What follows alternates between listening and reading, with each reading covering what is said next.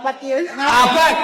Eh, bigyan na natin ng 20,000 Dahil nga pinakita ni Ate Melody na kahit babae siya, lumalapit siya hanggang sa dulo.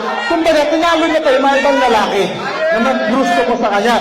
Dahil dyan, at sinabi ni Boss Toyo ng 20,000, dadagdagan ko pa yan ng 10,000 sa total ng 20,000! Ibang klase talaga ang hari ng cellphone, si Sir Arvin Chino! One!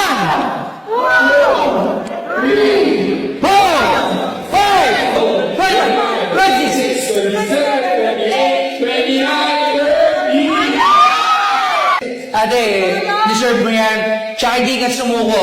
Hindi siya quitter. May pagmamalaki niya na talagang bumigay lang yung katawan. Pero yung utak niya, gusto niya pa. Yes. Hindi siya quitter. Pinatunayan lang natin kung anong kaya ng mga lalaki, kaya rin ng mga kababaihan. Yes, yung equality, kayang-kaya. Maraming salamat.